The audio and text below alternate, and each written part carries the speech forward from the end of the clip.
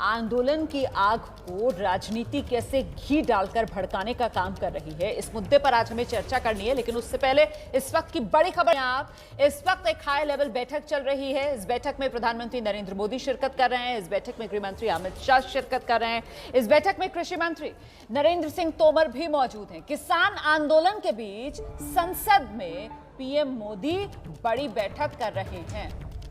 प्रधानमंत्री के साथ गृह मंत्री मौजूद हैं, रक्षा मंत्री मौजूद हैं, कृषि मंत्री मौजूद। हम सीधे आपको लेकर चलते हैं। मेरे साथ मेरे सहयोगी विकास भदौरिया इस वक्त मौजूद हैं और अपडेट्स के साथ। विकास, इस बैठक का एजेंडा क्या है, कुछ साफ हो पा रहा है? देखिए, ये बैठक का एजेंडा जो लोकसभा में जो फ्लोर मैनेजमेंट है वो है, जब भी संसद का सत्र शुरू होता है तो लगभग हर रोज प्रधानमंत्री अपने प्रमुख मंत्रियों के साथ बैठते हैं ताकि सदन की कार्रवाई को सुचारू रूप से संचालित करने के लिए जिन भी मुद्दों पर बातचीत की जरूरत है वो कर ली जाए। अब क्योंकि 4 बजे से लोकसभा का सत्र शुरू होना है, सदन की बैठक होनी है, इसलिए जो भी सदन में मुद्दे संभावित उठने वाले हैं उन पर चर्चा के लिए बैठक बुलाई गई है। और तकरीबन हर रोज प्रधानमंत्री अपने प्रमुख मंत्रियों के साथ सदन की बैठक से पहले बैठक करते हैं। बहुत बहुत धन्यवाद आपका इस तमाम जानकारी के लिए विकास भदौरिया। तो विपक्ष के तेवर आक्रामक है और ऐसे में फ्लोर मैनेजमेंट किस तरीके से किया जाए, इसी मुद्दे को लेकर ये बैठक जो इस वक्त खुद प्रधानमंत्री नरेंद्र मोदी कर रहे हैं, ये जानकारी अभी अभी विकास भदौरिया ने हमें दी। और आगे बढ़ते हैं, अब रुख करते हैं अपनी खास पेशकश का। देखिए, पिछले 70 दिन से दिल्ली की सरहद पर चल रहे किसान आंदोलन में पिछले हफ्ते भर के भीतर बहुत कुछ बदला है। किसानों के तेवर और तीखे हो गए हैं। इसकी झलक आज हरियाणा के जींद में हुई महापंचायत में साफ तौर पर नजर आई है। किसान संगठनों ने सरकार को सीधे चेता दिया। इस आंदोलन की गूंज अब दिल्ली और देश की सरहदों से निकलकर विदेश तक पहुंच गई है। संसद में भी आज किसान आंदोलन की गूंज सुनाई पड़ी। इस पूरे घटनाक्रम पर सरकार की भी नजर है और जिन अंतर्राष्ट्रीय हस्तियों ने सोशल मीडिया पर किसान आंदोलन को अपना समर्थन दिया, उनको विदेश मंत्रालय ने बाकायदा नसीहत दी कि वो मसले को बगैर सोचे समझे किसी तरीके की टिप्पणी करने से बचें। लेकिन 3 कृषि कानून को लेकर किसान अड़े हुए हैं, अड़ी हुई सरकार भी है। ऐसे में ये किसी को नहीं पता कि अब आगे होना क्या है। मध्य प्रदेश के गृह मंत्री हैं नरोत्तम मिश्रा, वो कह रहे हैं किसान आंदोलन तो एक तरीके से प्रयोग है, लेकिन इस मुद्दे पर एक हठयोग नजर आ रहा है जिसकी वजह से मसला जहां था वहीं अटका हुआ है। आखिरकार हठयोग किसका, यही जानने की कोशिश करेंगे। खास मेहमान इस वक्त मेरे साथ मौजूद हैं, आपका परिचय कराते हैं। बीजेपी के प्रवक्ता प्रेम शुक्ला हमारे साथ मौजूद हैं, कांग्रेस पार्टी के प्रवक्ता अलका लांबा और किसान नेता सबत मलिक साहब इस चर्चा में हमारे साथ शिरकत कर रहे हैं। बहुत बहुत स्वागत आप सभी का। सबसे पहले तो मैं आप तीनों से यह जानना चाहती हूं कि आखिरकार ये हठयोग किसका, जिसकी वजह से स्थिति यहां तक पहुंच गई है कि आमने सामने सरकार और कुछ किसान और मामला विदेशों में भी गूंज रहा है। आइए प्रेम शुक्ला जी। देखिए, हठयोग किसका है सबके सामने है।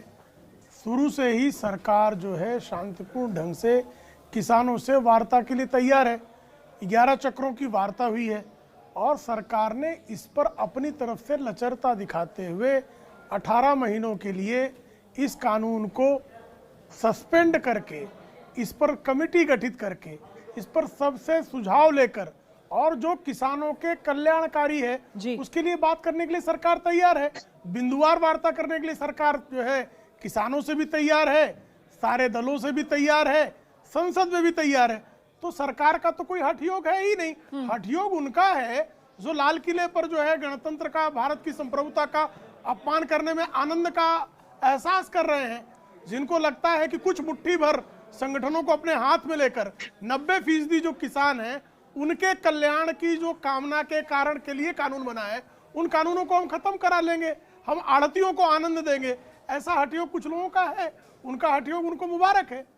ठीक है, अलका लांबा, विपक्ष का हठयोग है क्या जिसकी वजह से मामला सुलझ नहीं रहा है किसानों और सरकार के बीच? बात 40 किसान संगठनों सरकार के बीच में आ रही है और वही रहनी भी चाहिए, वही समाधान की उम्मीद भी है। 11 बैठ के किसान भी तो शांतिपूर्ण तरीके से बैठा है ना, 70 दिन से कोई हिंसा नहीं हुई। 26 जनवरी का ये जिक्र कर रहे हैं जिस दीप सिद्धू को पूरा गृह मंत्रालय, दिल्ली की पुलिस, खुफिया विभाग खोज नहीं पा रही। अब शायद 1 लाख रुपए का इनाम की घोषणा करके उन भाजपा के कार्यकर्ताओं को लालच देकर शायद ये कोशिश की जा रही है कि वो बता देंगे कि कहीं वो भाजपा के मुख्यालय में तो नहीं छुपाया हुआ है, या भाजपा का कार्यकर्ता 1 लाख के लालच में अब बोलेगा। ये उम्मीद है अब बोलेगा और अब दीप सिद्धू का पता चलेगा कि वो क्यों नहीं अभी तक सबसे पकड़ा गया। वो भी लंपट कांग्रेस के कार्यकर्ता हैं। देखिए कांग्रेस के कार्यकर्ता बिकाऊ हैं, भारतीय जनता पार्टी के कार्यकर्ता बिकते नहीं है। वो भी लंपट जानते हैं कि एक-एक करके सब लोग बात रखते हैं। आप जानते हैं प्रेम शुक्ला जी, मैं दोबारा आपके पास आ जाऊंगी, आप जवाब दे दीजिएगा। अभी किसान नेता सवेत मलिक भी इंतजार कर रहे हैं अपनी बारी। ठीक है सर, ठीक है, संयम। अलका लांबा इनका अपना खुद का जो है किस तरह का व्यक्तित्व है, क्या लोग जानते नहीं है?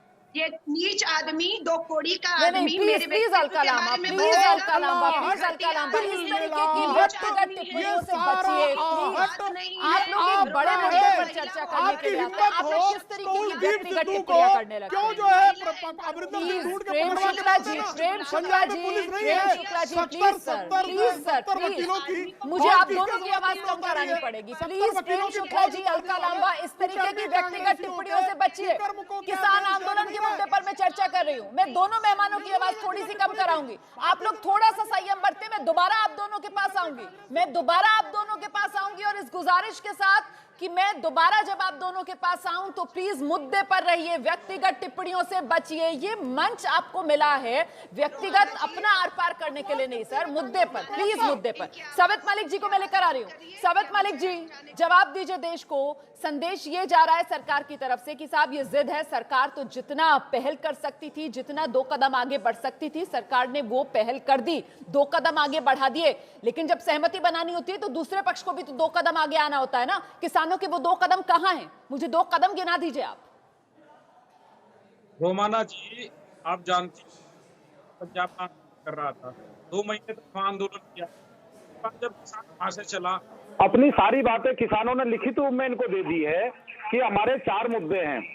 उसके बाद भी ये लोग हमारी कोई बात मानने को तैयार नहीं है। जो आप कहाँ ये कदम चले, हमको बताइए कौन सा ये कदम चले हैं।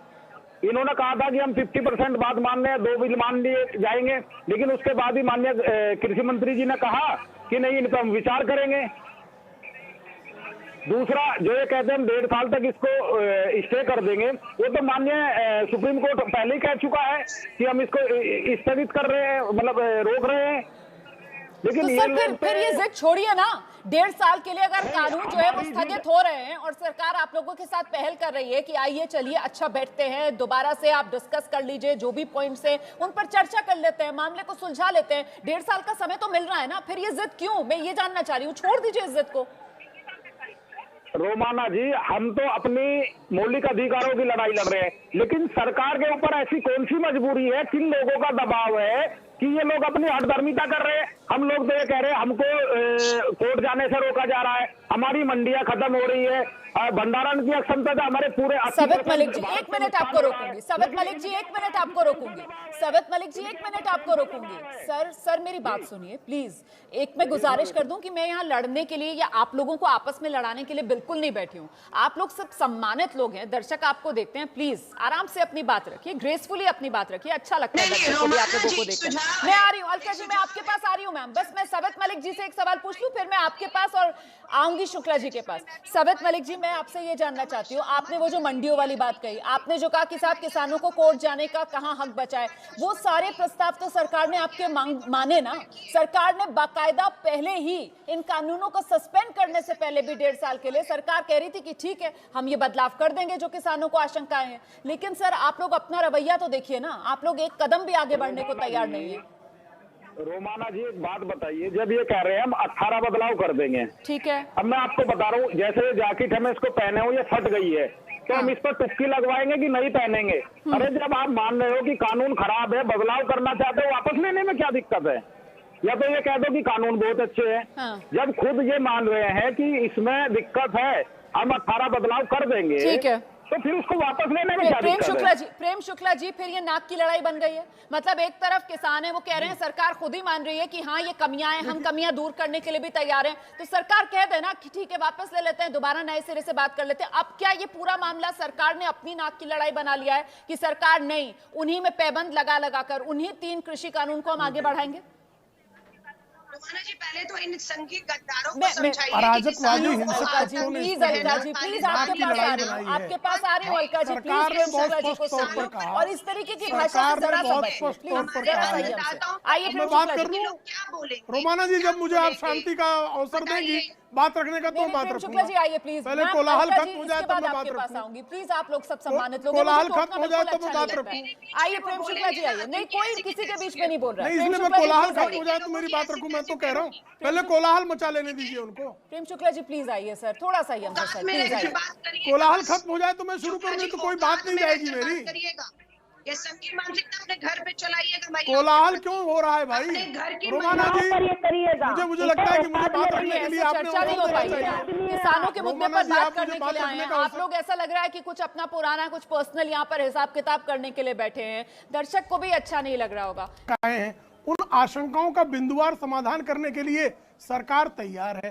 कुछ लोग हट करके जो है अराजक आंदोलन करके यदि किसानों के कल्याण के मार्ग में बाधा बनना चाहते हैं, हम उस पर भी चर्चा करने के लिए तैयार हैं। तो हठयोग किसानों का नहीं है, अराजक शक्तियों का है, उसमें भी किसानों का बिल्कुल नहीं है। किसानों के कुछ नेता जो अराजक शक्तियों से मिले हैं वो इस तरह का हठयोग कर रहे हैं। ठीक है सर। किसान तो हमारा अन्नदाता है, ठीक है, किसान कभी हट नहीं करता। चलिए सर, मैं जवाब लेती हूँ। पहले अलका लांबा के पास चलूंगी मैं। अलका लांबा जी, आपके लिए मेरे पास सवाल ये है जी, मेरा सवाल सुन लीजिए कि विपक्ष को क्या मौका मिल रहा है, लग रहा है कि ये सरकार को झुकाने का बढ़िया मौका है? अगर ये उन्हें लग रहा है कि हम उन्हें झुका रहे हैं तो ये मौका हमारे हाथ से छीन ले ना, किसानों की मांगों को मान ले। अभी तक इनका घमंड था हरियाणा का किसान नहीं है, 10 के 10 सांसद भाजपा के चुनकर आए हैं, सरकार इनकी हरियाणा देश में। फिर भी आज की महापंचायत देखिए जिंद में, इससे पहले मुजफ्फरनगर में, यूपी में इनकी सरकार है, मुजफ्फरपुर, मथुरा, बागपत। अब इनको आईना दिखाने का किसान वो किसान कर रहा है जिसे इन्होंने षड्यंत्र के तहत हिंसा के रास्ते दोबारा से आंदोलन को कुचलने की कोशिश की। अब ये बेनकाब कर गए। इन्हीं के 10 सांसद थे ना, क्यों नहीं इन किसान के बिलों के समर्थन में एक महापंचायत इन्होंने करने की हिम्मत दिखाई? क्योंकि इन्हें पता है कि इनके बस का राह नहीं है। अब इसीलिए षड्यंत्र का रास्ता अपनाया जा रहा है, बदनाम करने का रास्ता अपनाया जा रहा है और गुंडों को बीच में भेजकर पूरा ध्यान गुंडों पर ले जाया जा रहा है। किसानों को गुंडों का जो है तबका लगाया जा रहा है, ये हम होने नहीं देंगे। ठीक है, सवत मलिक जी के पास मैं ले चल रही हूँ। सवत मलिक जी के पास मैं दर्शकों को लेकर चलती हूँ। सवत मलिक जी, आपने दोनों राजनीतिक दलों के नेताओं को सुन लिया और इस पे प्रेम शुक्ला जी कह रहे हैं कि साहब ये किसान है ही नहीं, ये उपद्रवी है, ये दरअसल उन किसानों का प्रतिनिधित्व नहीं करते जो सहमत है इन कृषि कानूनों से। देखो, पहले तो प्रेम शुक्ला जी, अगर किसान हम लोग नहीं है तो हमारे प्रतिनिधि मंडल साहब बात क्यों कर रहे हैं? क्या उग्रवादियों से बात करते हो, आतंकवादियों से बात करते हो, खालिस्तानियों से बात करते हो? दूसरा, आपके पास हम 11 मीटिंग कर चुके हैं। मैंने ये बात नहीं कही, मैंने कहा कुछ किसान अराजक शक्तियों का प्रतिनिधित्व कर रहे हैं, मैंने सारे नहीं कहा। आराम से मेरी बात तो सुन लीजिए। कुछ किसान, मैंने कुछ कहा, मैंने जो कहा वो समझ लीजिए। नहीं, मैंने जो नहीं कहा मेरे मुंह में मत डालिए ना, जो मैंने नहीं कहा मेरे मुंह में मत डालिए। मैं कह रहा हूँ 90% किसान कृषि बिल के साथ है, एक। दूसरा, अराजक शक्तियों के साथ कुछ किसान नेता मिले हुए। ये दो बातें मैंने कही, इस पे स्टैंड कर रहा हूँ। मैं सबको नहीं कह रहा हूँ ऐसा, मैं 40 की 40 यूनियन को नहीं कह रहा हूँ, लेकिन कुछ अराजक शक्तियां हैं, कुछ आतंकवादियों उग्रवादियों का साथ देने वाली शक्तियां हैं, ये कह रहा हूँ मैं। कौन है वो शक्तियां? उनको पकड़ते क्यों नहीं? आप किस लिए सत्ता में बैठे हो? आप किस लिए सत्ता में? अराजक शक्ति है ना, योगेंद्र यादव जैसे अराजक शक्ति है। योगेंद्र यादव उर्फ सलीम अराजक शक्ति है, जिनके खिलाफ FIR है। कल तक आप दीप सिद्धू को किसान बना के गाना गवा रहे थे, वो अराजक शक्ति है। कल तक किसानों के साथ दीप सिद्धू जैसे आपराधिक तत्व मिले हुए थे, वो कौन है? जिन लोगों ने 500 मुझे आना होगा। प्रेम शुक्ला जी मेरा सवाल सुनिए। प्रेम शुक्ला जी मेरा सवाल सुनिए। जिस तरीके से दीप सिद्धू का नाम आ जाता है, जिस तरीके से अभी आपने योगेंद्र यादव उर्फ सलीम का नाम ले दिया, सर जब इस तरीके की बातें सत्ता पक्ष की तरफ से की जाती हैं तो फिर वो आंदोलन कर रहा किसान जो बॉर्डर पर बैठा हुआ है वो कहता है कि धर्म के आधार पर किसान को बांटने का काम कर रही है सरकार। क्यों योगेंद्र यादव उर्फ सलीम गिनाने की जरूरत पड़ती है प्रेम शुक्ला को डिबेट में बैठकर? क्यों दीप सिद्धू का नाम खालिस्तानी लेने की जरूरत पड़ती है? ये मैं नहीं कह रहा हूं। हरियाणा के चुनाव में नहीं देखिए, मैं बहुत स्पष्टता से कह रहा हूँ रोमाना जी, योगेंद्र यादव का नामकरण प्रेम शुक्ल ने नहीं किया, भाजपा ने नहीं किया। योगेंद्र यादव और सलीम, उन्होंने अपना नाम हरियाणा में खुद जो है योगेंद्र यादव ने लिया। अब उसको क्या कहा जाए? दीप सिद्धू ने जिस तरह की गतिविधियां की, जिस पर 1 लाख रुपए का इनामी बदमाश है, उसको मैं क्या कहूँ?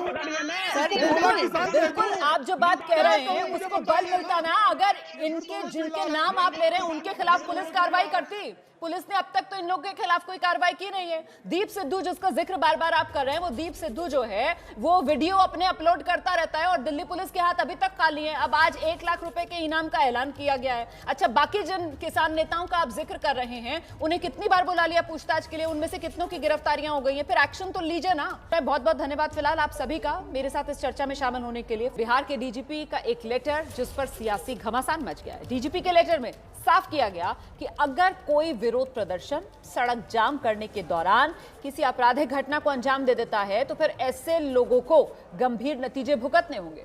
उन्हें सरकारी नौकरी नहीं मिलेगी, सरकारी ठेके उन्हें नहीं दिए जाएंगे। यानी बात साफ है कि जो कानून तोड़ेगा उसके खिलाफ हर तरीके की सख्ती की जाएगी। अब डीजीपी के इस आदेश के खिलाफ विपक्ष जो है बिहार में, उसने सरकार को घेरना शुरू कर दिया है। विपक्ष सवाल ये उठा रही है कि नीतीश को आखिर किस बात का डर? लेकिन सवाल यह भी अहम हो जाता है कि अगर कोई अपराध में लिप्त है तो फिर उसे सरकारी नौकरी या दूसरी सहूलियतें आखिर क्यों मिलनी चाहिए? ये वो सवाल है जिसके जवाब हम तलाशेंगे। हमारे साथ 2 खास मेहमान, जेडीयू की तरफ से प्रवक्ता राजीव रंजन इस वक्त मौजूद हैं और कुछ ही देर में हमारे साथ आरजेडी के प्रवक्ता मृत्युंजय तिवारी भी होंगे। फिलहाल राजीव जी का रुख करते हैं हम। राजीव जी, ये बताइए आप कि सरकार का जो विरोध करेगा उससे सरकार बदला लेगी? मतलब उसे सरकारी नौकरी नहीं देंगे आप जो प्रदर्शन कर रहे होंगे, उन्हें किसी तरीके के सरकारी ठेके नहीं दिए जाएंगे। ये जो फरमान जारी किया गया इसका मतलब क्या है, जरा ये समझाइए ना। देखिए, इसको 2 हिस्से में देखिए। सबसे पहले, किसी भी शांतिपूर्ण आंदोलन को लेकर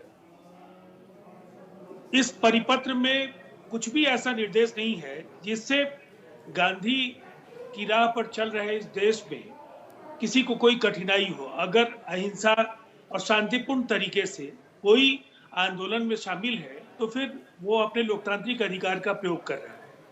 लेकिन हाल के दिनों में कई उपद्रवी तत्व, आप लाल किला की घटना देखें या जिस तरह से आए दिन आंदोलनों के नाम पर हिंसा बरपाई जाती है और पुलिस बल के जवान हो या आम लोग जो कानून का सम्मान करते हैं लेकिन ऐसे उपद्रवियों की हिंसा के शिकार होते हैं। पुलिस अगर किसी को अभियुक्त बनाती है, उसके बाद भी इतने सारे राइडर्स लगे हुए हैं कि उसके बाद उसका सुपरविजन होगा। सुपरविजन के बाद जब चार्जशीट में उनका नाम आएगा, उसके बाद वो कोर्ट में जाएगा। कोर्ट ने अगर कॉग्निजेंस नहीं लिया तब भी उनके खिलाफ कोई अभियुक्ति दर्ज नहीं की जाएगी। इतने सारे राइडर्स के बाद अगर विपक्ष कोहराम मचा रहा है तो आप समझ सकती हैं, जिनको सियासत के नाम पर केवल हंगामा करना है, अनावश्यक विवादों में बने रहने के लिए, हेडलाइंस चुराने के लिए, केवल अनावश्यक आंदोलन के नाम पर हिंसा बरपाना है, उनके लिए कठिनाइयां हैं। लेकिन जो लोग आप जो बात कह रहे हैं, देखिए, अगर जैसे ही मृत्युंजय तिवारी हमारे साथ जुड़ेंगे ना, उनके लिए भी मेरे पास बहुत सारे सवाल हैं, लेकिन अभी वो हमारे साथ है नहीं। लेकिन इस बीच आपसे ही मुझे पलटकर सवाल पूछना पड़ेगा कि विपक्ष तो ये कह रहा है साहब कि ये तानाशाही है नीतीश सरकार की, और विपक्ष तो ये कह रहा है कि भाई नौकरी से पहले तो सर वो कैरेक्टर सर्टिफिकेट तो मांगा ही जाता है ना, तो उस कैरेक्टर सर्टिफिकेट से तो ये सब चीजें पता ही चल जाती हैं, उसी को आधार तो बनाया जाता है। इसमें कुछ नया तो आप लोग कर नहीं रहे, तो क्या ये सुर्खियां बटोरने की कोशिश नीतीश सरकार की तरफ से की जा रही है? रोमाना जी, इसमें सुर्खियां बटोरने की कोई कोशिश नहीं है। हाँ। ये एक संदेश तो बिल्कुल स्पष्ट तौर पर है कि आए दिन जिस तरह से आंदोलन के नाम पर पुलिस को भी विवश होकर के टियर गैस का इस्तेमाल करना पड़े, लाठी चलाना पड़े। अगर एक निर्धारित धरना स्थल तय है जहां आप आकर के अपनी बात रख सकते हैं, आप निषेधाज्ञा का उल्लंघन नहीं करें, आप हिंसा नहीं करें, गाड़ियों में आग नहीं लगाएं, बैरिकेड्स नहीं तोड़ें, तो फिर आपके खिलाफ प्राथमिकी क्यों दर्ज हो? बड़ा सवाल ये है कि विपक्ष चाहे जो भी कहे, लेकिन इसमें उसमें पूरे परिपत्र में उसको 2 हिस्से पर मैंने आपको रोशनी डालने का काम किया। तीसरी तरफ ये भी है कि अगर आप जिस थाने के लिए कैरेक्टर सर्टिफिकेट बनाया जाता है, उन अधिकारियों को कहा गया कि इस व्यक्ति के बारे में जब भी आप जानकारी हासिल करें तो अन्य जगहों पर अगर उसका घर और अस्थायी पता अलग अलग है तो निश्चित तौर पर उन संबद्ध थानों में भी जानकारी उसके बारे में ली जाए। अगर अलग अलग जिलों में गतिविधियों में वो शामिल रहा है तो उसके बारे में पूरी तफसील से जानकारी ली जाए। मुझे ऐसा लगता है ये एक मुकम्मल व्यवस्था है, ठीक है, कि आप ऊपर कानून तोड़ेंगे, हिंसा बरपाएंगे और अराजकता पैदा करने की स्थिति पैदा करेंगे, फिर आप राजकीय सेवाओं में आने की बात आप करते हैं। नहीं, ये वैलिड पॉइंट है सर, ये बिल्कुल वैलिड पॉइंट है। इसी सवाल को मैं लेकर चलती हूँ। आप मृत्युंजय तिवारी आरजेडी के प्रवक्ता हमारे साथ मौजूद है। मृत्युंजय जी, अगर कोई अपराध करेगा, हिंसा में शामिल होगा, तो फिर उसे नौकरी क्यों दी जाए सर? बात तो सही है, इसमें क्या गलत है? और कैरेक्टर सर्टिफिकेट की व्यवस्था तो चली आ रही है देश में, इसमें नया क्या है? कोई हिंसा करेगा उसको तो सरकार पकड़ नहीं पाएगी। हाँ। आप तो देख रहे हैं बिहार में तो सरकारी पार्टी के नेता बीजेपी के उनके प्रवक्ता को गोली मारी जा रही है।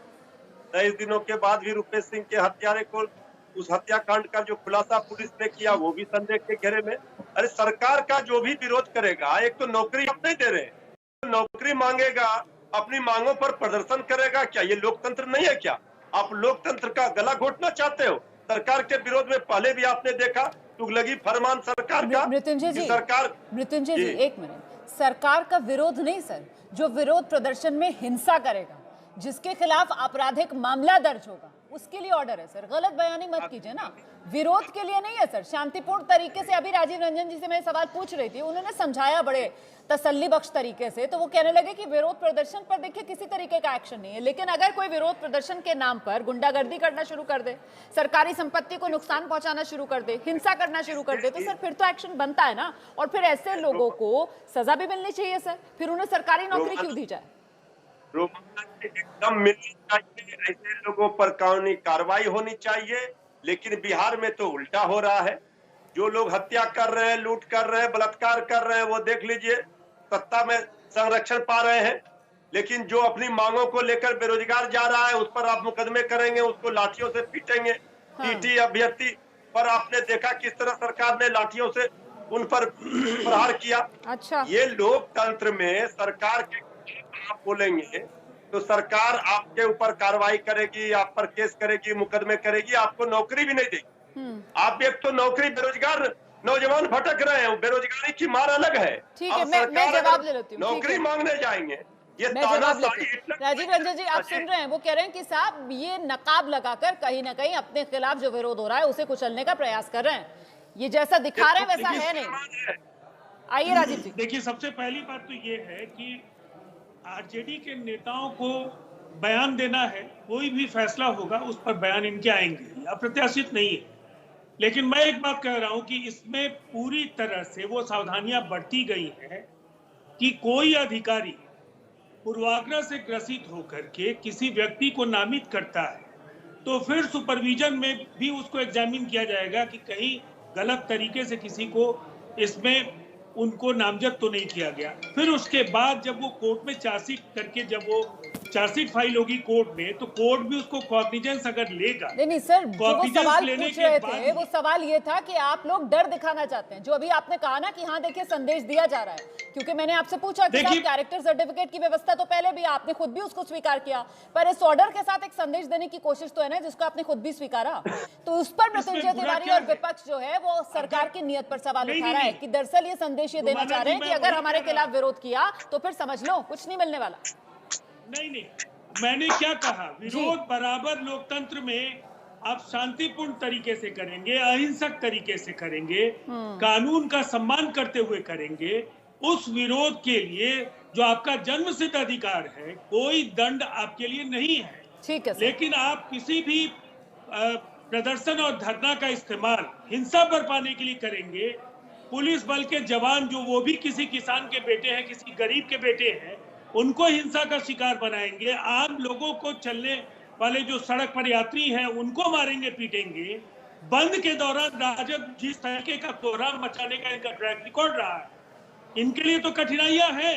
मैं तो बोलता हूं ठीक है, वीडियोग्राफी होती है। ठीक है, तो क्या विपक्ष की चिंता यही है कि आम लोग जो प्रदर्शन कर रहे होते हैं मृत्युंजय जी, वो तो मेरे ख्याल से शांतिपूर्ण तरीके से ही करते हैं, लेकिन आरोप तो राजनीति पर ही लगता है कि भाई राजनेता आते हैं और वो किस तरीके से आंदोलन को हाईजैक करके उसको कहीं ना कहीं आक्रामक बना देते हैं, हिंसक बना देते हैं। पहले ही कहा, तो कानून को मानने वाले हैं, जो सत्ता में बैठे हुए लोग ज्ञान दे रहे हैं, प्रवचन कर रहे हैं, उनसे पूछिए कि क्या हो रहा है बिहार में। अपराधियों को नहीं पकड़ेंगे, लेकिन सरकार के खिलाफ बोलने वालों पर आप कार्रवाई करेंगे। यही तो सरकार तुगलकी फरमान निकाल रही है। ये हिटलरशाही, तानाशाही नहीं चलेगी। धन्यवाद आप दोनों का हमारे साथ जुड़ने के लिए। कुल मिलाकर विपक्ष को आपने सुना जो कह रहा है तानाशाही नहीं चलेगी, और सरकार ये कह रही है कि साहब विरोध प्रदर्शन के नाम पर जो हुड़दंगबाजी है, जो हिंसा है, वो सरकार बर्दाश्त नहीं करेगी। किसानों के मुद्दे पर आज राहुल गांधी ने सरकार को घेरा, तो अब बीजेपी की तरफ से राहुल गांधी पर पलटवार किया जा रहा है। प्रेस कॉन्फ्रेंस कर रहे हैं प्रवक्ता पार्टी के संबित पात्रा। उनके आधार पर गिरफ्तारी हो रही है, आप कह रहे हैं छोड़ दीजिए। अर्थात ये आप ही के लोग थे, अर्थात ये कांग्रेस पार्टी आप ही के लोग थे ना, जिनके लिए आप इतने चिंतित हैं और लीगल एड देंगे। वरना मैं तो नहीं मानता हूं कि इस देश में ऐसी कोई संस्था होगी जो अनार्की फैलाने वालों को, जो हिंसा फैलाने वालों को, और 26 जनवरी में जो दुर्घटना हुई थी उनके साथ कोई भी संस्था खड़ी होगी, ऐसा तो मुझे नहीं लगता। स्वाभाविक रूप से ये प्रश्न राहुल गांधी जी के लिए है, क्या ये लोग आपके हैं जो आप इनके लिए लीगल एड देने के लिए तत्पर हैं? राहुल गांधी जी ने आज कहा, बहुत दुख के साथ मुझे कहना पड़ रहा है, मैं वो सेंटेंस लिख के लाया, उन्होंने कहा यह सरकार किसानों को मारना चाहती है। यह सरकार सबका साथ, सबका विकास और सबके विश्वास, इस मंत्र के आधार पर काम करती है।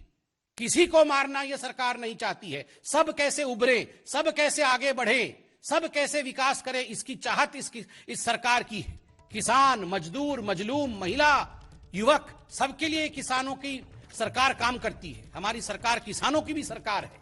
और देखिए मारना क्या होता है, इसका आर्टिकल मैं निकाल के लाया हूं। 1998 में मध्य प्रदेश में सरकार किसकी थी? कांग्रेस पार्टी की थी। अंधाधुंध गोली किस पर चली थी? किसानों की रैली पर चली थी। कितने किसान मारे गए थे? 28 किसान जलियांवाले बाग की तरह वहां भून दिए गए थे।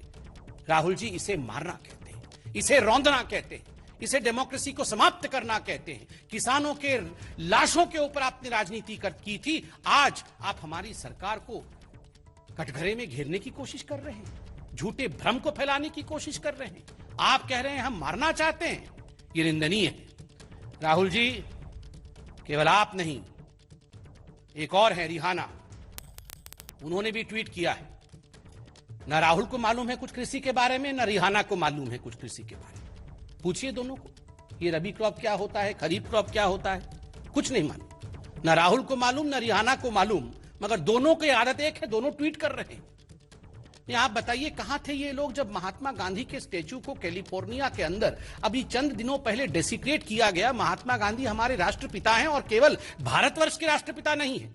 महात्मा गांधी पूरे विश्व के एपोस्टल ऑफ पीस हैं, शांति दूत है पूरे विश्व के लिए। जब उनके धड़ को अलग कर दिया जाता है कैलिफोर्निया में, उनके स्टैच्यू के धड़ को, तो कोई भी इनमें से जो आज ट्वीट कर रहे हैं, जो इंटरनेशनल फिगर बने हुए हैं, उनमें से किसी ने ट्वीट किया? किसी ने ट्वीट नहीं किया। जब 84 के दंगे हुए, इनमें से किसी ने ट्वीट किया? हो सकता है उनका जन्म नहीं हुआ हो, मगर इनके जो इकोसिस्टम के लोग हैं, इनमें से किसी ने ट्वीट किया? किसी ने ट्वीट नहीं किया। जब कश्मीरी पंडितों को निकाला जाता है, मैं नहीं कह रहा हूं कि 3 व्यक्तियों का नाम, मगर ये जो इकोसिस्टम है, उनमें से किसी ने कश्मीरी पंडितों के ह्यूमन राइट्स के लिए ट्वीट नहीं किया। और मैं पूछता हूं, दिल्ली पुलिस के जो जवान थे, उनके हाथ कट गए, उनके ऊपर तलवार से आक्रमण हुआ, उनको कूदना पड़ा खाई के अंदर, किसी ने इनमें से तथाकथित ह्यूमन राइट एक्टिविस्ट है, किसी ने ट्वीट किया कि ये ह्यूमन राइट वायलेशन है? किसी ने ट्वीट नहीं किया। और आज राहुल एंड रिहाना ट्वीटिंग।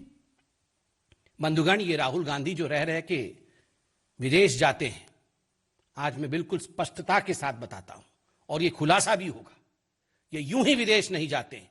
वहां वो षड्यंत्र करते हैं, एंटी इंडिया एलिमेंट्स के साथ मीटिंग करके ये प्रपंच रचते हैं हिंदुस्तान को बदनाम करने के लिए और हिंदुस्तान को विवादों में धकेलने के लिए। चाहे वो रिहाना हो, चाहे वो मियां खलीफा हो, ये सारे जो जिन लोगों ने ट्वीट किया हुआ है, ये सारे लोगों से किस प्रकार मिलना, प्रपंच करना, हिंदुस्तान के खिलाफ प्रोपेगेंडा करना, ये राहुल गांधी का बिल्कुल पहला काम है और यही राहुल गांधी करते हैं विदेश में जाके। आप सोचते होंगे हमें कैसे मालूम? तो बीजेपी की press conference, doctor Sambit Patra को आप सुन रहे थे। बड़ा आरोप को राहुल गांधी पर लगा रहे हैं, कह रहे हैं राहुल जब विदेश जाते हैं तो दरअसल वो अपने देश भारत के खिलाफ षड्यंत्र रचते हैं वहां जाकर। बीजेपी के अध्यक्ष जेपी नड्डा आज केरल के दौरे पर हैं। तस्वीरें आपके सामने। केरल वो राज्य है जहां इसी साल चुनाव होने हैं। नड्डा ने आरोप लगाया कि केरल की जो मौजूदा लेफ्ट सरकार है वो उसमें भ्रष्टाचार का बोलबाला है और जनता इस भ्रष्टाचारी सरकार से परेशान है। यही वजह कि अब केरल की जनता बीजेपी के साथ है। तो केरल की लेफ्ट सरकार पर बीजेपी अध्यक्ष जेपी नड्डा का attack. The warm welcome which I got today and the response which I could see and how people are responding, I find a sea change in the positivity towards the Bharatiya Janata Party, which we are going to try to see to it, galvanize it in terms of votes. And there is, I find that BJP is going to gain support from the people of Kerala as far as the ensuing Vidhan Sabha election is concerned. People are disgusted with the present government. It is a government full of corruption, rampant corruption.